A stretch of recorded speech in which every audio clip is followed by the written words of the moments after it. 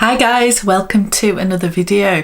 What is trending in the luxury world? We've got Chanel price increases, we've got the Hermès lawsuit still rumbling on and all the connotations of that. We've got loads of new collections coming out. We've also got the bag that is the new, oh it's been for a while, the It bag, and it's sold out everywhere.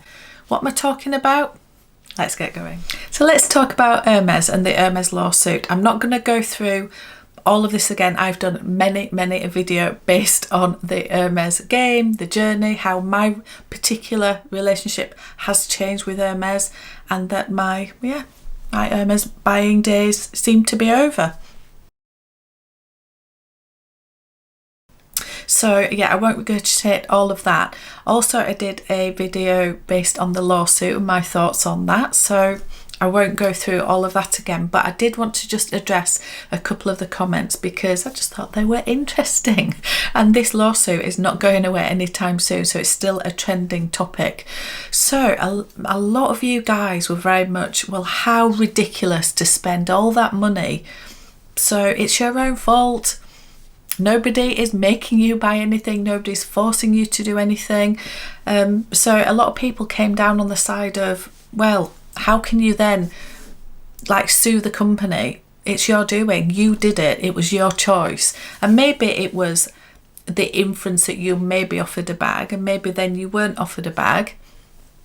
But anyway, that was one sort of side of the comments. There was also a lot of comments, not necessarily coming down on the side of the plaintiffs per se, but actually saying if Hermès are breaking the law, then they're breaking the law. So whether the other people were silly to spend or to whatever, at the end of the day, if Hermès are not allowed to tie, allegedly, all this is alleged obviously, if that is against the law, then they've broken the law, and that is the end of the argument. So there was a lot of comments based on how on earth you prove this, which is what my thoughts on this were. How on earth do you prove that this is not just one person that said something? Have they recorded a conversation? Do they have something on email? Are they just going by the thought of, if it is what seems to happen across the board, they're hoping that lots of people are going to jump on the lawsuit and make it a full class action with lots and lots of people? And if that's the case, maybe they can prove just by people's experiences that must be what's happened across the board. But yeah, it's all just a bit of an interesting time, isn't it, with regard to Hermès. Also, one thing that I did think about that I didn't put in my previous video was, if the company didn't end up selling the Birkin to those two plaintiffs, so that is why they're disgruntled, because they didn't get what they were promised, then Hermès didn't tie them to that product because they didn't get the product. So how do they prove that it actually was tying? Can they prove the intent of tying and the fact that they tried to tie and they didn't end up doing it? Yeah, I just thought that from a legal point of view, obviously I am not a lawyer, but I thought that was quite interesting that, yeah, if they were actually not ended up with that item, then they didn't tie it, they just got them to spend a lot of money. So yeah, can you sue on the intent of something? Who knows? Anyway, we will see what happens, won't we, with the lawsuit, but it's not going away anytime soon. What is this going to happen to the pre-love market? What's going to happen to everybody's, just their viewpoint with regard to Hermès? Is it going to change anything? We will see. We also need to talk about Chanel. We need to talk about Chanel. So we've had another price increase. Are we surprised? No. Are we annoyed about it?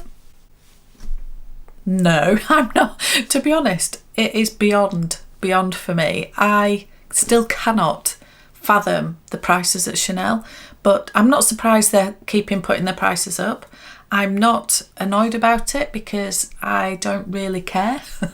Chanel is not my favourite. I love some of the Chanel bags, but yeah, I would not go into store and pay any of those prices for any of the classic flaps. Now, I have brought out, this is my my beautiful classic flap. This is my only classic flap that I've ever had, and this will never ever ever leave my collection because it is so sentimental to me. This is obviously the jumbo in the black with the silver hardware. It's in caviar, and I love this bag. I really do. I don't wear it as much as I probably should, but I do still love it. And when I bought this, and I've told this story many times, when I first started looking at these and was seriously interested in thinking I might one day be able to have one, I believe they were 2,000 something. Can you believe that? And we're not talking that long ago. We are not talking that long ago. And by the time I got to the point where I could actually afford this, it had gone up to 4,500 or in the region of 4,500. And I remember feeling sick. Not sick enough to not do it, but I felt sick of the amount of money. But it was very special to me, and oh yeah, can you imagine these now at 4,450 or whatever it was? It just, honestly, these are now, I believe, over £10,000, which is just beyond, isn't it? It really is. I'll put some prices on the screen because I know you guys will want to know the prices in dollars, in euros and in pounds. So I will put it all up so I'm not regurgitating all of it in this video. But from what I understand, there's prices across the board. All the classic bags, the classic flaps, etc., the boy bags and all of them. I think the increases are in the region of 5, 6, 8% maybe. I don't think they're at the silly level. They're already silly, I know, but they're not at the silly level of 20% increases, which is what we have seen in the past. And obviously we've had a few at 20%, and those compounded, obviously it doubles the price of the item before long, doesn't it? So bearing in mind, I bought this maybe, I'm trying to remember when it was, but I think it was 7 or 8 years ago, something like that. It might be 6 or 7 years ago, and this has more than doubled, and it was already crazy expensive at the time. So yeah, anyway, we've talked about Chanel many times, and we just regurgitate the same thing. We're not surprised. They're going to keep putting their prices up while people are still paying it, while it still suits their business model. They're going to keep doing it. So it's your choice whether you are happy to pay it, whether it is worth it to you. For this moment in time, it's not worth it to me. I'm actually, well, I was going to say, yeah, I was going to say it might push me to look at the pre-love market, but it has pushed me to look at the pre-love market, and I might have a little something to open very soon, and that is all I'm saying. That is all I'm saying. But it does push all of us to look elsewhere if we still want some of these bags, because yeah, who is going to pay over £10,000 for one of these? Well, somebody's paying it, aren't they? Otherwise they wouldn't do it. They wouldn't do it. But for me, it's a no. It's just a no. Let's quickly talk about the Row. I've been loving the Margaux bag. I really have, and it is again sold out everywhere.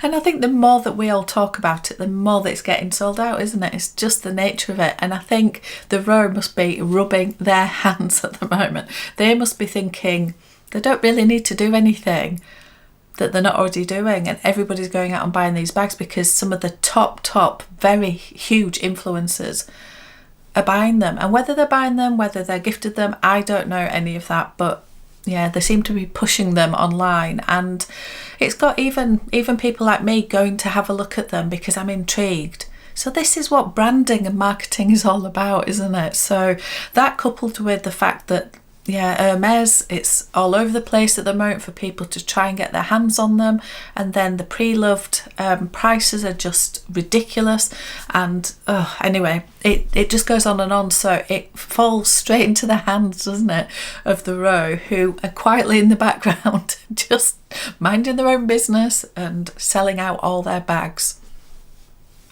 Genius. But anyway, I still love them. I will try and find some for you guys, because I know a couple of you asked me if there were any if I'd seen any, because they are sold out everywhere and they come and go. I do think that what happens is they come onto the online website and then they're gone. So I think you have to be quite quick.